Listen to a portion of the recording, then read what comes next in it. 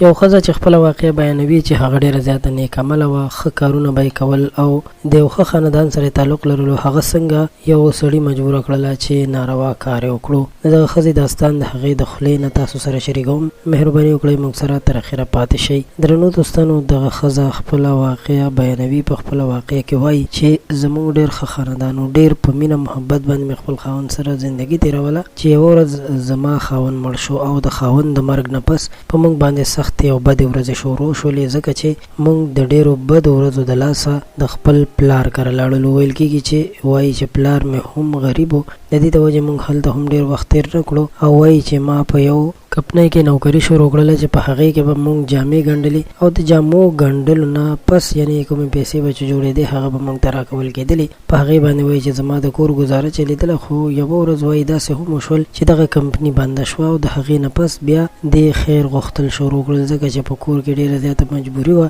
او د خرچو خو ټولو خلکو ته پته ده چې نن سبا ګراني هم ده. نو په دې وجه باندې چې دوی خیر خیرات راټولول شروع کړل، خلکو نه به سوال کولو. نو په دې کې یو سړي دې ته د غلط کار آفر وکړو. دا ښځه وایي چې ما څو ځل دغه آفر نه منلو او دې سړي راته بار بار ویل، خو اخر خبره دې حد ته راورسېده چې زه مجبوره ځکه شوم چې وایي چا به راسره د 10 روپو نه زیات امداد نه کول او زموږ د کور خرچې زیاتې وې، ځکه چې بچي او هغوی خرچې هم وې، نور جامې پیزار به هم نه و، ډېرو مشکلاتو سره مخ و. نو وایي چې په دې وجه باندې زه مجبوره شوم چې د خپلو بچو د خوشحالۍ دپاره دغسې قدم اوچت کړم. قدرمنو دوستانو، الله تعالی دې هر انسان، هر مسلمان له داسې مجبورۍ نه وساتي، ځکه چې دا مجبوري هم یو شرم شي. الله پاک دې وکړي چې موږ تاسو داسې خلکو سره امداد کوونکي جوړ شو.